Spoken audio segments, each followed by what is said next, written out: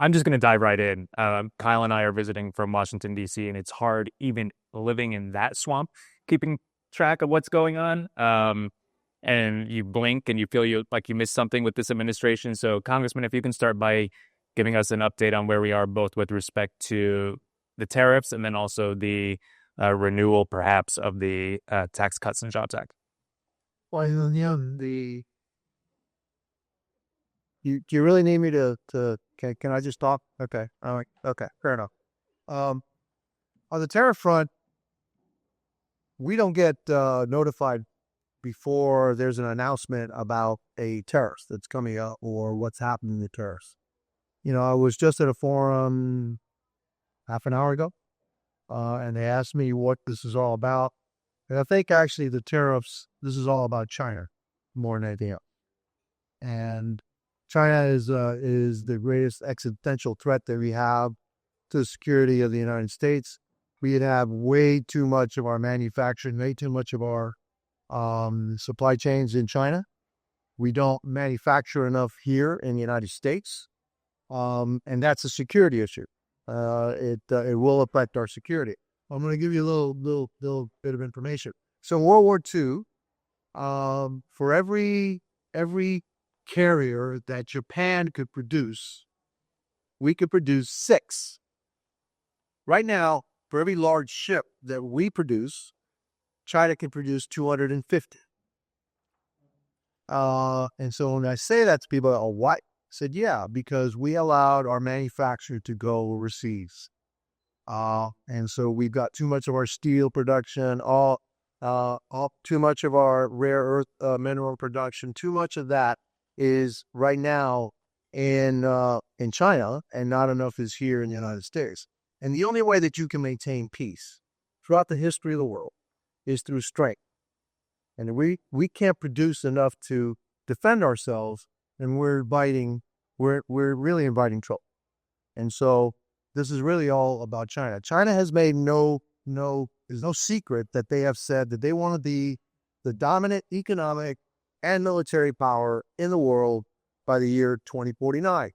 And what we're trying to do is to make sure that that never happens, that they are neither the dominant economic or military power by any time, because they are a Marxist communist regime, which if you look inside their society, they're repressive, they're involved in genocide, they're involved in slave labor, and that's not something I think that we want to have here in the United States.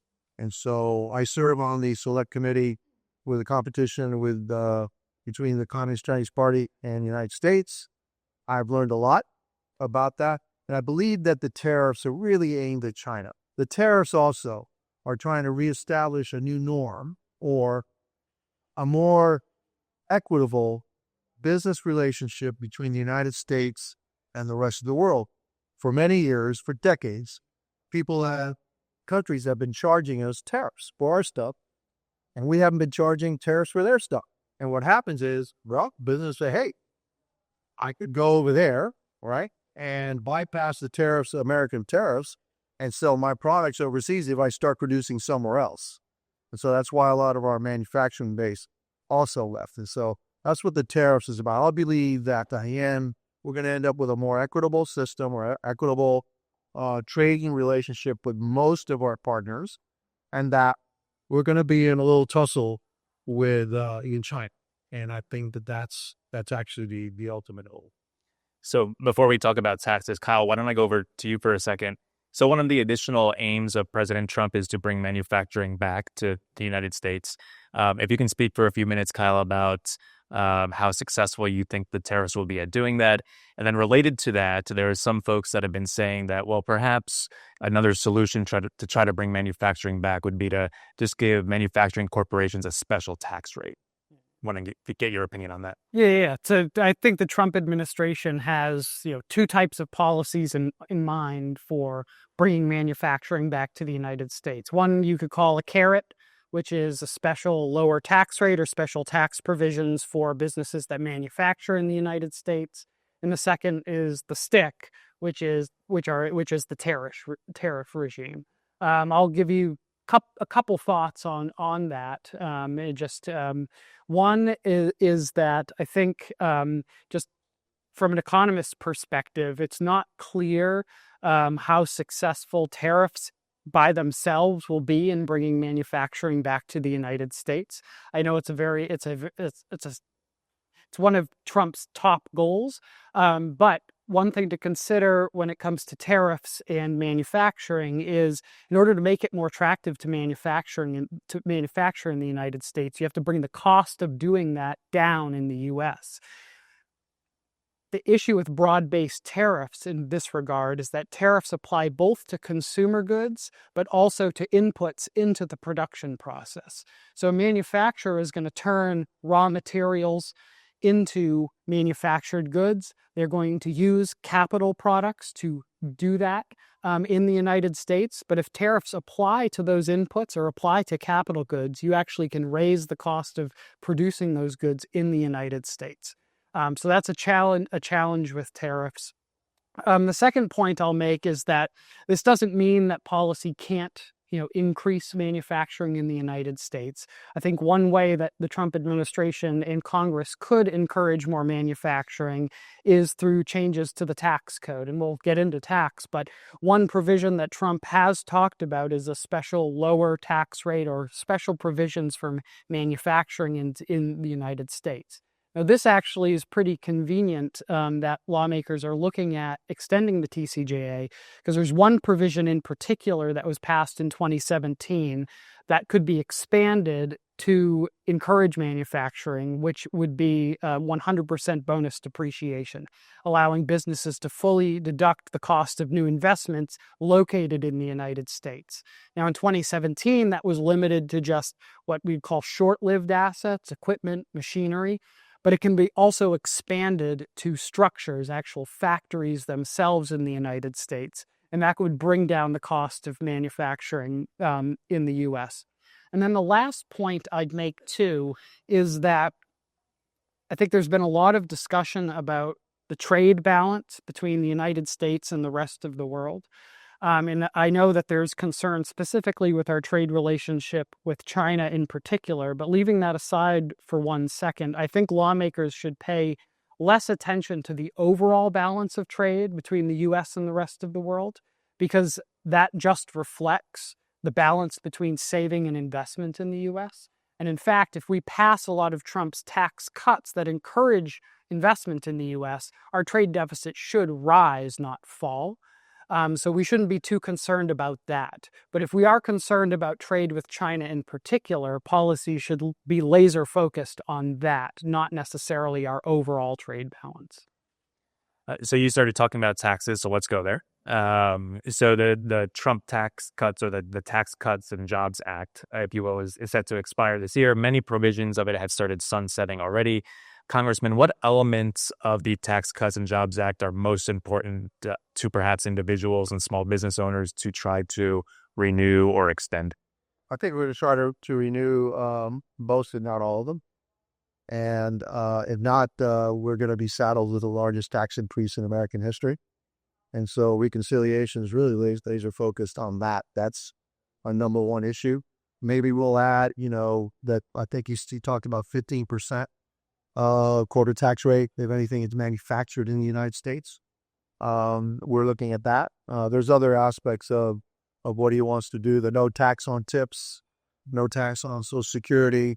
Those are some things that we have to look and see what the fiscal impact of that is, and then what the offset for that is. Because we do, this is going to be passed by Republicans.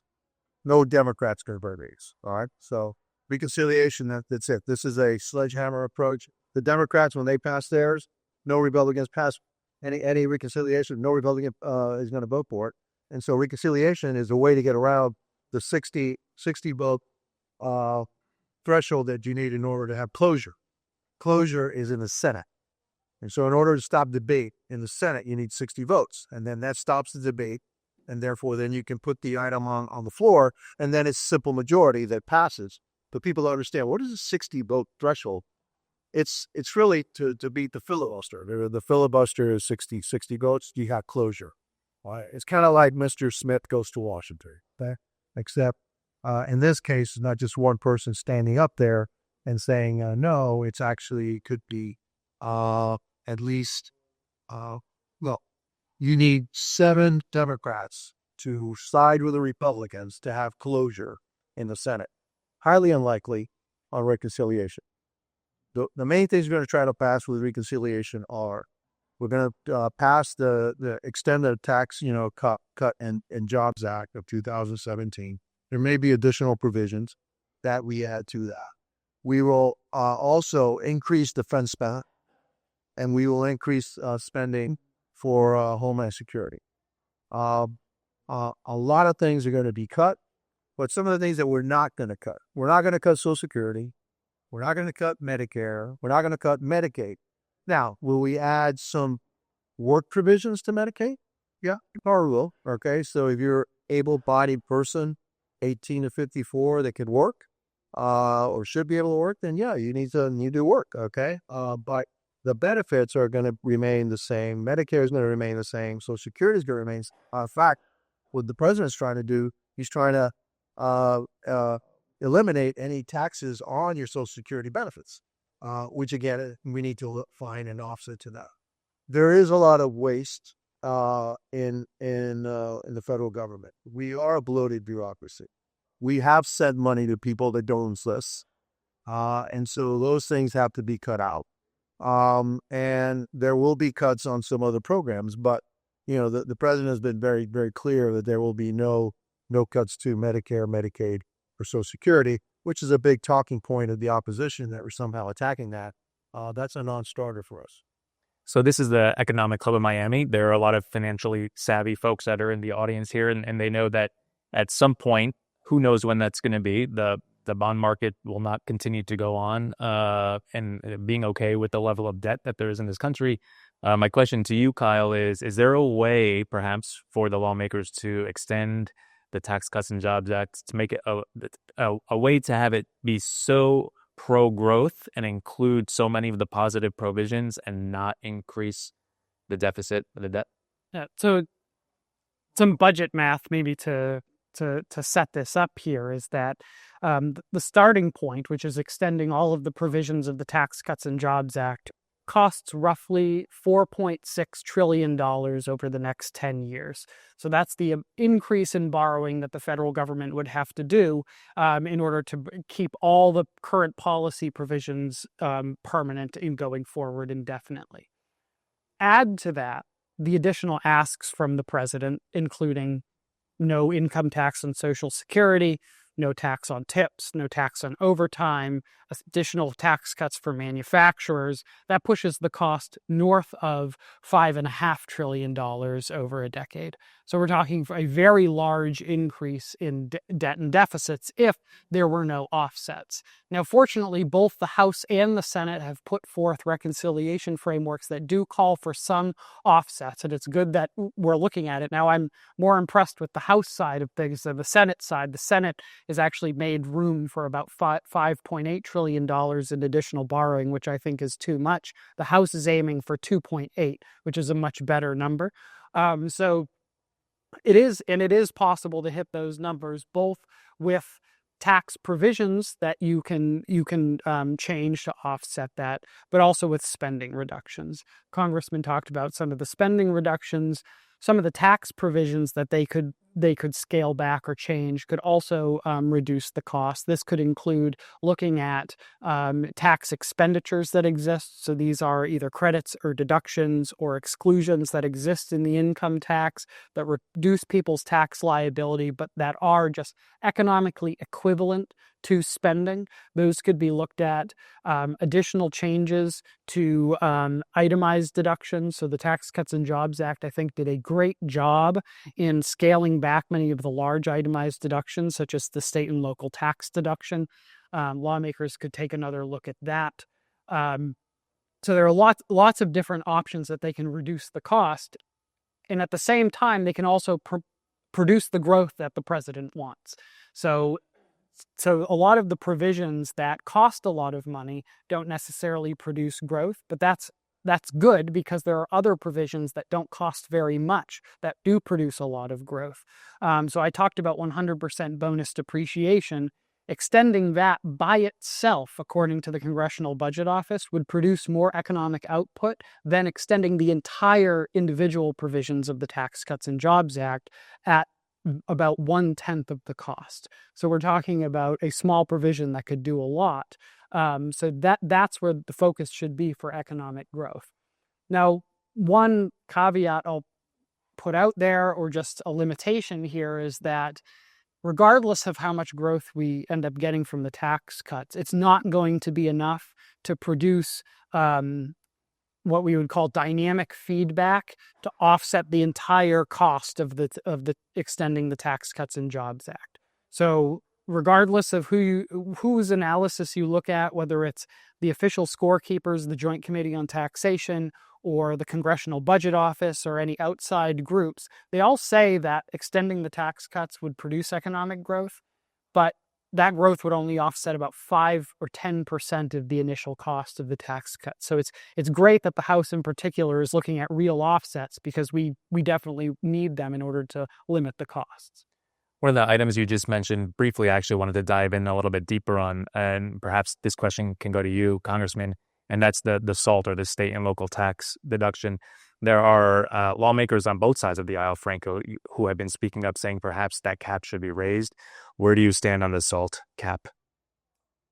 I believe it should be raised. I believe it should be raised because there's politics involved. The politics of it is pure and simple, is that the only thing that matters in the House is the majority. It's the only thing that matters. And so if you don't have the majority, even by one vote, doesn't matter. You're in minority, and so you don't control anything. And so the majority is very important. And so we have a lot of what we call the majority makers, who are actually in those blue states that SALT is really aimed at. And so they want that cap. They don't want it lifted. In other words, it used to be able to deduct 100% of your state and local taxes. And you can say, well, that's fine, except really then the people that are more conservative say, wait, why am I funding all this stuff, all right, that's happening in a blue state and all the waste that they have? I'm actually putting some of that bill here in Florida, all right? And I understand that argument, but by the same token, if you live in that blue state, and if you are a representative from that blue state, let's say New York and California, et cetera, then you want to give some relief to some of your constituents, and they're looking for that. All right. And so I'm of the opinion that, we need to lift the SALT cap, not eliminate it all completely. Some of my colleagues on the far right, they say, no, heck no. Okay. There should be no SALT deductions whatsoever. And so there's where we're going to have to find the middle ground. And what I said to the last group was that we're going to pass reconciliation. All right. There's no way around it. We're going to pass it. All right. And we're going to get to a point where maybe a couple of people over here, a couple of people over here are going to be hesitant. Massey will be no matter what. Okay. Because he's looking for a way to say no. All right. And you can't do anything to Massey. Fine.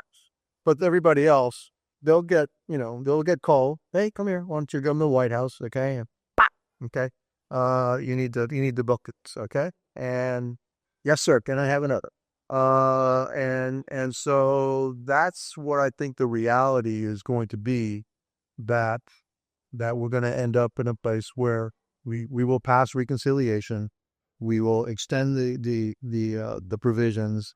We will maybe add some more. Look for ways that we can offset that as much as we can. Are we going to reach the House number? Probably not, because again, this has to go to the Senate, and it has to come to a mutual understanding. The Senate majority leader made an indication that he was going to try to reach the House number, but he's got his own issues in the Senate, and so it'll be somewhere between 800 billion and 1.5 trillion. That's where it's gonna land in terms of the offsets. Yeah. Okay, so in terms of the savings, and going to be an interesting process, And so I've never been through it, and what's interesting about it is that we have all these rules. You have to pass the Byrd rule for the Senate, then you have to pass the Byrd bath, okay, for the Senate. And if you have like 3 hours, I'll explain it to you, because I still don't understand it. But anyway, it's all about the budget drives the policy. Yeah, it can't be the policy driving the budget. All right, and so there may be some things we want to do, all right, but it has to be okay. We want to do that because budgetarily, that's what's driving, not so much the policy. That's the Byrd bath rule, the Byrd view. Yeah, just to add to that, I agree with your analysis of the SALT deduction that it's a vote counting exercise, and it's a razor thin margin. So they really, like, you'd expect the SALT deduction to go up. Now, just to add some detail on the Byrd rule and what this means, I completely agree that. Well, yeah, but so what you see in this bill is going to be determined to a significant degree by the Byrd rule. The Byrd rule has there's a couple components, but the two of them that I think are going to drive this, that are the most important. One is that whatever they pass cannot increase the budget deficit in any year outside of the 10-year window. So you can increase borrowing however much you want in that standard 10-year window, the next 10 years, but in the 11th year, you can't borrow a cent. Now, you can reduce the deficit, but you cannot increase it.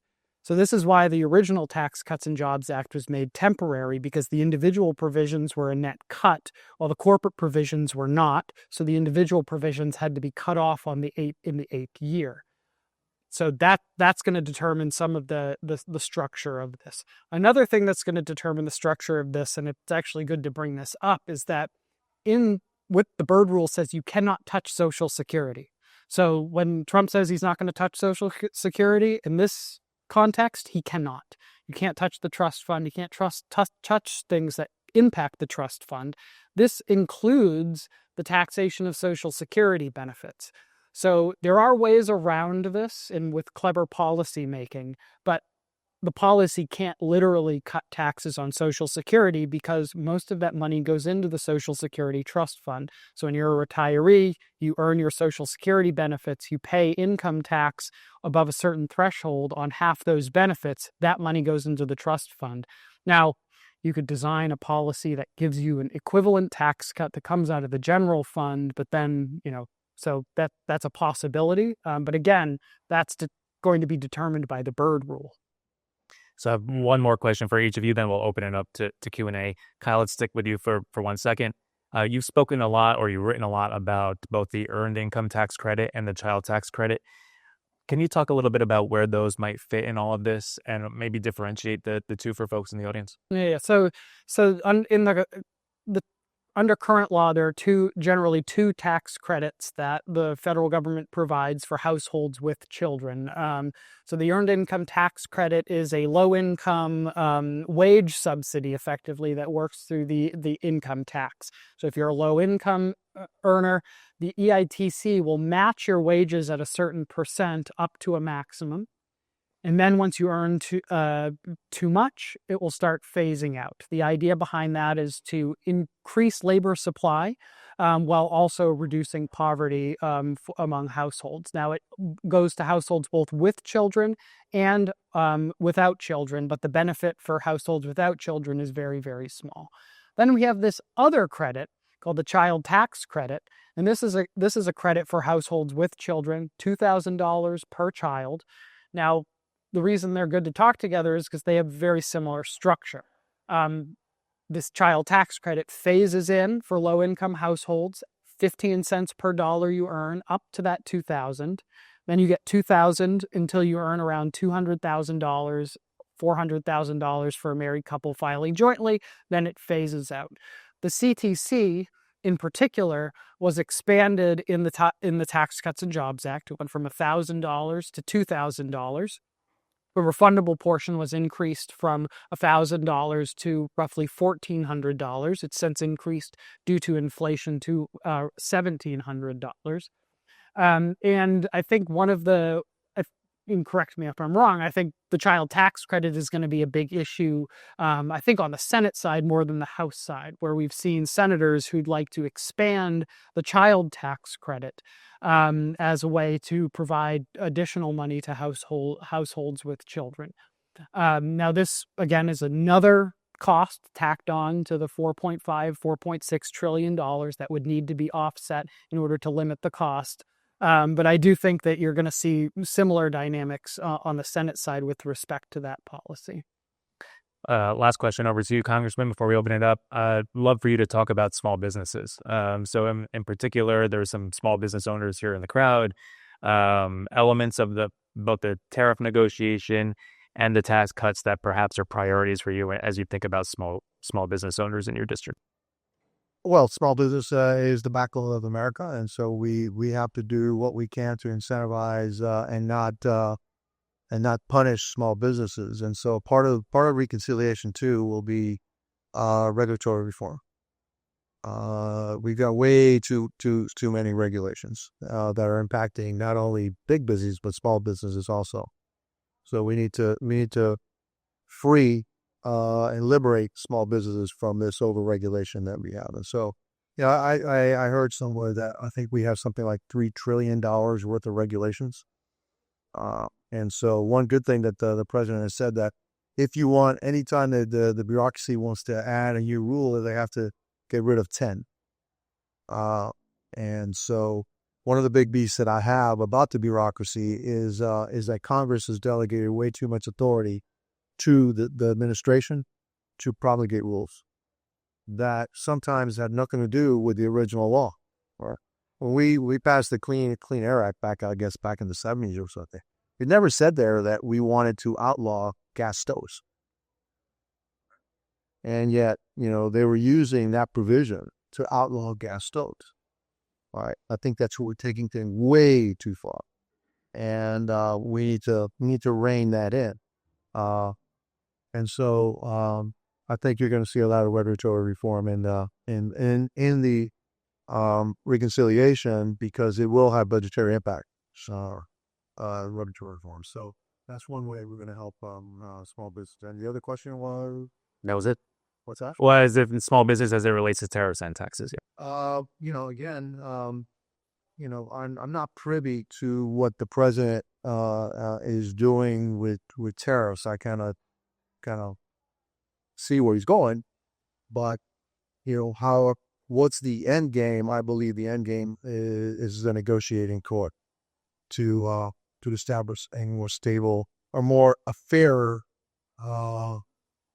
not so much balance of trade, but a fair method of establishing trade amongst nations, especially with the United States, because we have been taking advantage of for a long, long time. And that, in the end, should really benefit small businesses. Yes, are a lot of small businesses, their supply chains are in places where we're going to tariff. Well, that's the whole issue, really, right? We got too much of our supply chain is where we don't want it to be. And so we need to move that away, all right? And we're trying to incentivize that away. And so you've seen American companies, you've seen other companies starting to move out of China and move to other places because they see the handwriting on the wall. So, look, we've had decades of cheap Chinese products. Every dollar that we send to China, it ultimately will be used against us. And so the faster that we decouple, the better I like it. But that's also it's not going to be easy. But, I look at things more in a long-term benefit for the United States. And so, again, where we're going to end up, I don't know, with China and the rest. But I think with the rest of the world, especially with our allies, I think it's going to be more equitable. All right, great. So I was given a half hour to have some banter, and I don't want Francisco to be the one to give me the slap over the head. So we're going to open it up to The president's not going to slap anybody over the head, but I'm just saying it's going to be like, hey, Well, but Francisco might. right, okay. So, like, hey, you really need to vote for this. Yeah. That's the difference between this Congress and the previous Congress, where when you did have dissent within the conference, you didn't have the president of the United States giving you a call and saying, hey, you really need to get this done. And this is part of his agenda, and it's very important to him. And so he will put as much pressure as he can to make sure that reconciliation goes past. Sure. All right. Let's open it up to Q&A. I guess a really quick question. Local governments and state governments are generally good at non-taxable revenue streams. Has the federal government taken a serious look at non-tax-based revenue streams? For example, Bill Clinton sold broadband. There are a lot of underutilized federal lands that can be used for energy production, that can be used public housing, that can be repurposed and sold or privatized into a little better, if not mixed use, affordable. So there are a lot of things that the federal government has on its asset sheet that it can create these revenue streams that are not. But the United States owns 1/3 of all the land in the United States. Oh, 1/3. Okay. So one of the arguments that I've had is that we just can't look at the expense side. We need to look at the revenue side. And so you're absolutely right. All right. We have a ton of buildings that we don't know that we need. There's a lot of real estate that we have that we have to maintain and keep and all that. Maybe we could put that into production, actually have recurring revenue from it instead of recurring expenses. We have a lot of land that we could lease for energy production. But with that, we also have to start to deregulate a lot of things, because we can pump all the oil that we want, but we need to refine it. There's three refineries in California going to shut down because of California's rules. And so we need to incentivize, the production of energy. Look, the president wants, and rightly so, wants America to be energy dominant. Why? Because if we're energy dominant, China is energy dependent. 30% of their energy comes from outside. They're also food dependent. 30% of their food comes from outside. They can't produce enough food to feed their people. So we need to be energy dominant and need to be food dominant too. So our strengths should be their weaknesses. And so there are a lot of different ways to monetize what we have. The United States is nowhere close to being bankrupt on a balance sheet. All right. Yes, we're in debt, but nowhere close to being bankrupt. All right, because we have trillions of dollars in assets, in land, minerals, etc. All right, but we may be cash. It's a cash flow problem right now. All right, and we cannot keep borrowing because our interest that we're paying on that debt is actually more that we're spending on our security, on defense. So that's the problem that we have. But are we bankrupt? No, we're not bankrupt. We need to start monetizing some of our assets and making them, revenue creators instead of expense up. I would add, we at AEI, we had a policy summit about a month or so ago in Georgia, and we had Interior Secretary Burgum come to that, and who talked about the conversations he's been having on a daily basis together with Energy Secretary Chris Wright. And they have a lot of really awesome plans. Now, whether or not the talk becomes reality, we'll see, but they're thinking about this every day.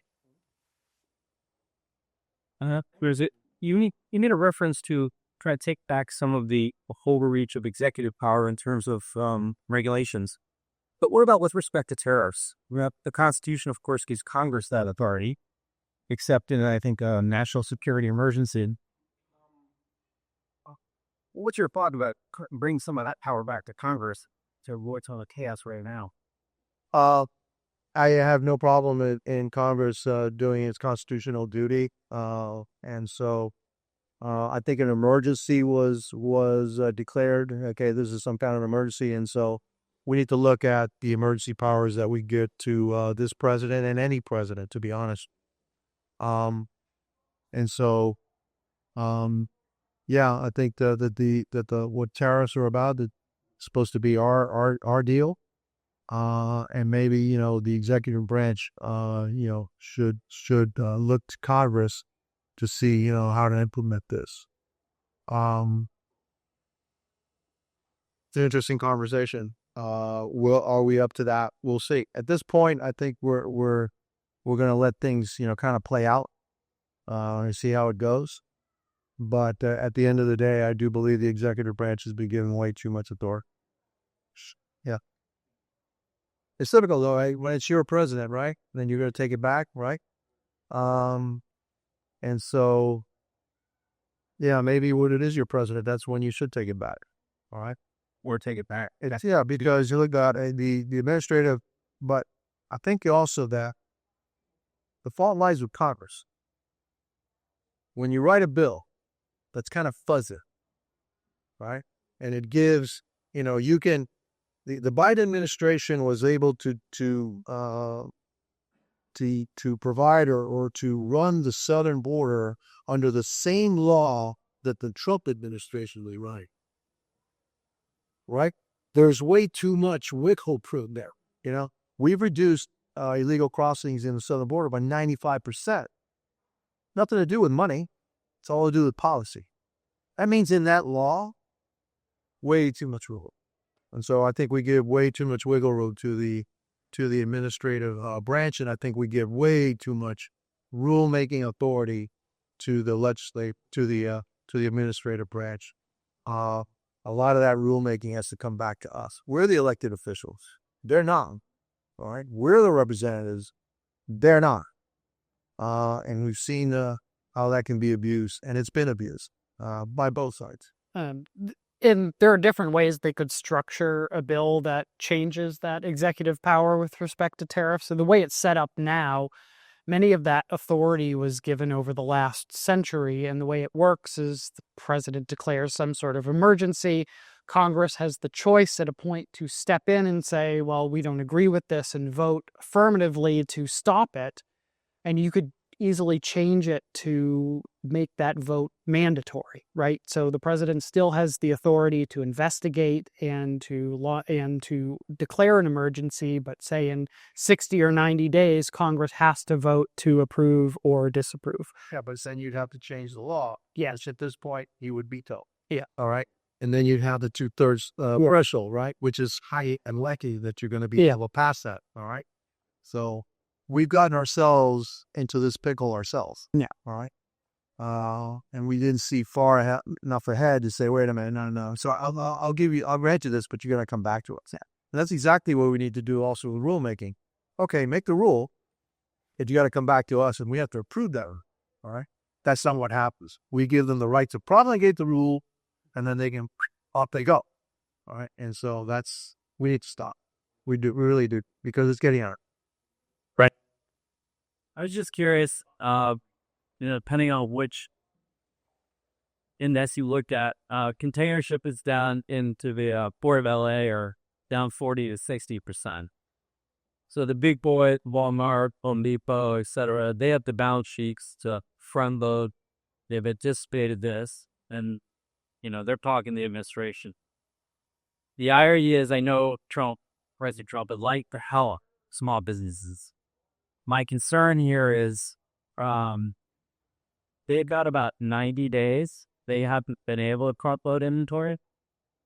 Has your office starting to see a swell of, important small businesses in the community who may agree with the need to address this, but the way it's being done, ironically, is going to hurt them the most in the next quarter? And for many of them, kind of the data we're seeing is it's a matter of months. No, for somebody, I'm curious to see how much swell is starting to build. For my constituency, not much. No. So I can't tell you that I've received a bunch of calls about it. So no, and I think a lot of people still have a wait-see attitude about what's going to happen. Again, remember, he kind of put a pause of that for about 90 days, right? Except for China, right? And like I said, when I started the whole thing, this is really all about China. Okay, so um, we've gotten used to uh, cheap products and stuff coming from China, and that was 3 decades, and we're trying to change China into a democratic society, thinking that they joined the world market, and they had a free market economy, that somehow things would change inside of China. It's probably the greatest strategic blunder of the 20th century. They didn't change; actually got worse, and so um, it's not going to be an easy process, and people don't. Gee, how can you say that? Well, I just don't think it's going to be an easy process. It's going to take some time, and eventually it's going to work out. But it's not going to be completely smooth sailing. It took us 30 years to get into this. It's going to take us more than 2 months to get out. Okay. In the back. All right. Going back to, this is a follow-on question, but going back to the point about bringing manufacturing back to the United States, what industries do you anticipate coming back here, and what does that time prize it? Let me just preface it back that for the past 20 years, I've been doing sourcing and manufacturing and across the globe, trying to diversify supply chains. So I'm really excited about that premise. I'm just curious about what does that actually. We want heavy manufacturing back. We want to build stuff. Okay, so anything dealing with steel, aluminum, all that, we need to bring it back. We're going to be incentivizing shipyards. We're going to be incentivizing also new entrepreneurs, especially on the defense side, with different asymmetric kind of weapons. We want artificial intelligence. We want robotics, but we want to build stuff back in the United States, and we want to bring that manufacturing base back into the United States. We want to be able to process rare earths and rare earth metals here in the United States, 95% of which are being processed in China. While they get most of their raw material from outside of China, they take those raw materials to China, process it, and then sell it back to the places where they took the raw materials out of. And so we need to incentivize those countries that have those raw materials also to start. Maybe we can help them begin processing their own materials in their own country. So all those things. So it's just broad-based manufacturing, but heavy stuff that we used to build, we used to be the best at, that we no longer do. We used to build cranes for ports. We don't build cranes for ports anymore. We used to build ships, a lot of them. We hardly build any ships anymore.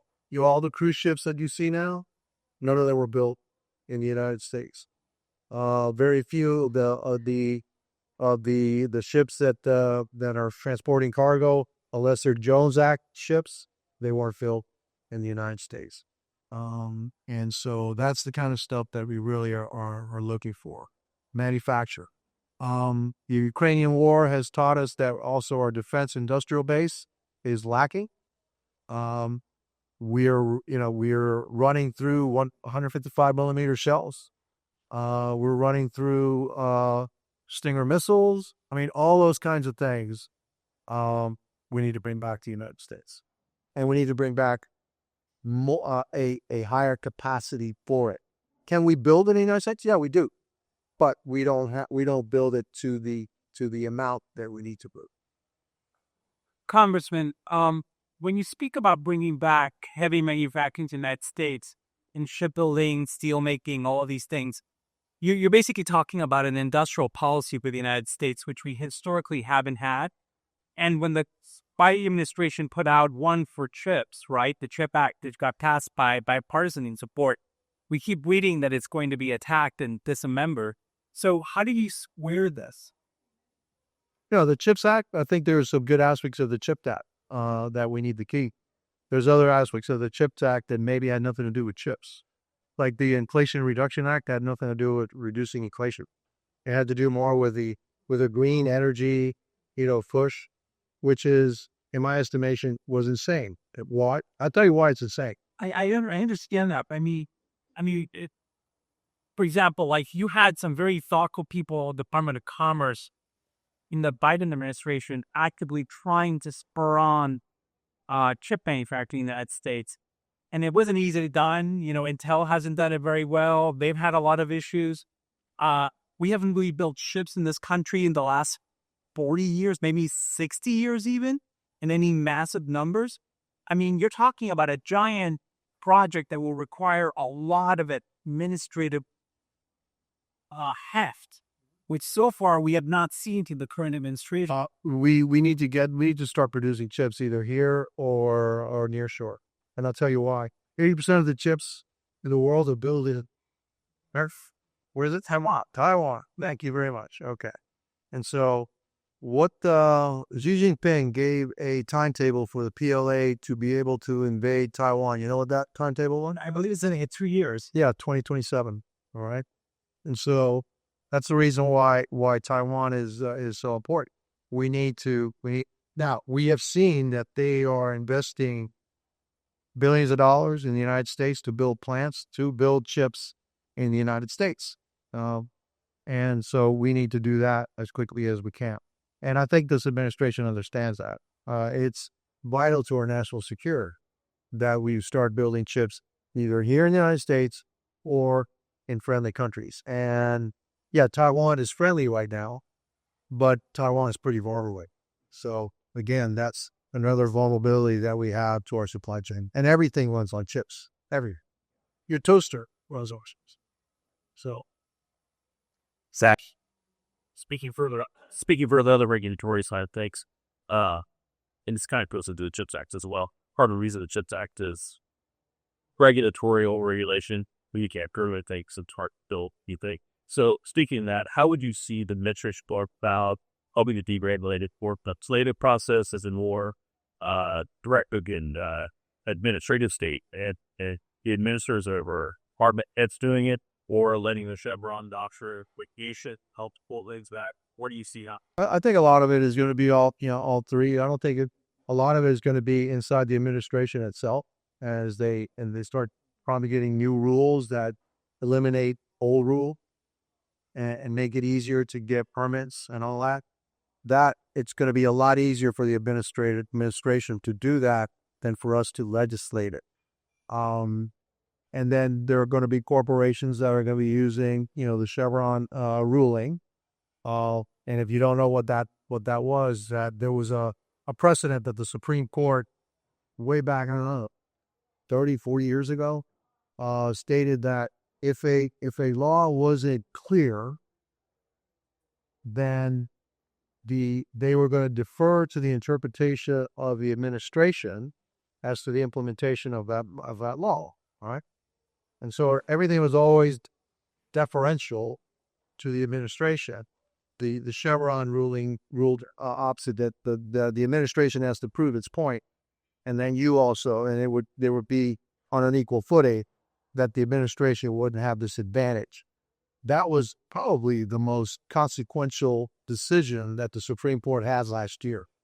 Everybody's looking for these other ones. Okay, that was really consequential, because then it kind of put a stop to this administrative rulemaking. And so, but I think in the end, the fastest way to do it is through the administration. They're the ones who created it. They're the ones that can take out. Right here. Yeah, Congressman, is anybody looking into the Chinese investment into Mexico's infrastructure and manufacturing base? Yeah. Okay. I look at it all the time. Okay, see, it's like a lot. I work in something related to that, and it seems like a lot of the Chinese, like Eastman, he's going into Mexico. Yeah, Chinese. Well, they're trying to circumvent the tariffs, right? And so, it comes from Mexico. The tariffs are different than coming from China and all that. But I'm hearing that they're kind of pulling back. And so the Chinese have a thing called the Belt and Roads Initiative. It's called BRI, and they're investing in all kinds of infrastructure all over the globe. I believe in order to control cars. A lot of it has to do with ports, airports. Yeah, there's roads, etc. But somehow all these roads also always lead to a port or to an airport. And so they're in our hemisphere. They're not just in Mexico. They are very heavily invested in Peru. They are, we've heard about how they control both sides of the Panama Canal. They're looking. They have couple of space stations in Argentina, and they are looking in every way possible. They're in the Bahamas, big time. They're in the Bahamas. They're 50 miles away. Okay, so we look at that, all the time, and they do it. They give you a better deal, but it's really not a better deal. But they also are purchasing inflows. And they're purchasing, and what I mean purchasing is the influencers. They find out who the influencers are in the country, and they will also look at politicos in those countries and are in position, and they'll pay them off. So we think that that's one of the ways they got control of the canal, which was the Panama Canal Authority, may have been influenced by Chinese money, and so. Yeah, we're looking at that. That's one of the reasons that now, I've asked our chair of that committee, the China committee, is, hey, we need to look at all of the hemisphere. We need to be better versed as to what is really happening in our hemisphere vis-a-vis the Chinese Communist. Yes. Well, speaking of influence peddling, with this new industrial policy, how are you going to make sure Congress, is K Street lobbyists are not, going to get a bad town on Congress, and, the administration that would follow this money is going to be floating around and building it with shipyards and this sort of thing. No, I can't guarantee anybody but myself, huh? Okay. So, I don't, and so for me, if you want to come talk to me, you can talk to me, but I do what I think is right. Okay. And that's it. And so, I've been at this for a long time. Nobody's ever accused me of anything. All right. And so, and I don't want to be able to be accused of anything because I'm not going to do anything. You can be my best friend. If it's a bad idea, it's a bad idea. Sorry. Okay. You can be my worst friend. It could be a great idea. Well, gee, I hate you, but it's really a good idea. Okay. And so a lot of that influence actually happens at a lower level than us, believe it or not. All right. It happens at let's say, Department of Defense. And so you may have been an admiral or whatever, and all of a sudden, the next thing you know, that you're now hired by a company, all right, that deals in this thing, and then this admiral comes in that used to be your admiral is now representing that company, and now, that kind of influences your take on this, all right? And so, and that's, by the way, that's not just the federal government. You're going to find that at all levels of government, that a lot of the influence actually happens below where you think it happens. It happens at the administration, down below the administration, somewhere down there, somebody got influence, and then, it comes up to you as a mayor or as a commissioner, and they go, well, that's what the administration wants. Okay, sounds reasonable and all that, but then really some stuff happened down there. Does it happen at our level? I'm sure it does. All right. Like it did happen in Miami-Dade. A lot of commissioners got lobbied on some stuff that I was not in favor of, but that's on a case-by-case basis. You either are or you are. That's it. Francisco. Yeah. Just going back to like the broader economy, there's been a lot of uncertainty, obviously, since 2020. There's been COVID, shutdowns, inflation, now the introduction of these tariffs. And I think the biggest thing with the tariffs right now, because it's like, is it going to happen next week? Is it going to happen in 90 days? Is it going to happen at all? But going back to, and maybe Kyle, you could weigh on this as well as the congressman, not that many people are talking about, one of the reasons we had this event, about the expiration of the tax cuts. And I just wonder if they don't, if they're not renewed, what additional, uncertainties that will add to the economic climate as well. If you could maybe just like weigh on that for a little bit. Kyle. I can go first. I think you're right that tariffs are one thing, and that's what's on people's minds today because they're continue to change. But there is this lingering expiration of the individual provisions of the Tax Cuts and Jobs Act. A big component of that is the tax treatment of pass-through businesses, so not C corporations, which generally they had their permanent 21% rate. But pass-through businesses, their rate cuts were tied in with the individual provisions. And if you're a pass-through business making an investment today, you effectively have to guess what the tax regime is going to look like years out. So this investment's going to produce income 5-10 years from now. Is it going to be taxed at 39.6 or 40%, or is it going to be taxed at 29.6? That really changes whether you hit that hurdle rate. So that could be having an economic impact today. Now, I think it's reasonable to assume that you'll be successful and this will pass. But there might still be some, question as to what the ultimate shape of it is going to be. I mean, if there is failure, then that is going to be a pretty significant cliff. And if that's compounded on top of the tariffs, which is a new cost for employers in the United States, this is why people are starting to discuss the R word or recession, because tariffs are a type of tax that can induce that, whereas say income taxes are less likely to do so. We got time for one more question. Yes, in the back. Ton of questions. Do you actually think that those should get trained on? I think Doge has gotten more than I thought they were going to get. And so, I'll answer it this way. People go bananas, okay, about what's happening to Doge, but in essence, it's actually a good exercise. So when I became mayor of Miami-Dade, I looked at what we had. We had 42 departments, 28,000 employees.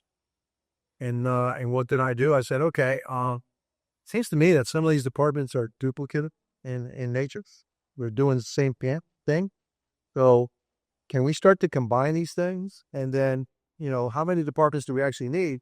And then every one of them had their own back office and all these expenses, And so I ended up coming from 42 departments. I went down to 26.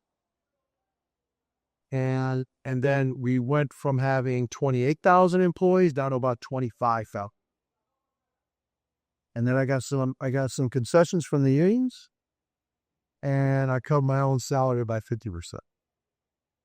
And we ended up saving $400 million on a $2 billion operating record. And you know what happened? No. Nobody. We got the same services. We did the same things. And, everybody's going bananas for a while.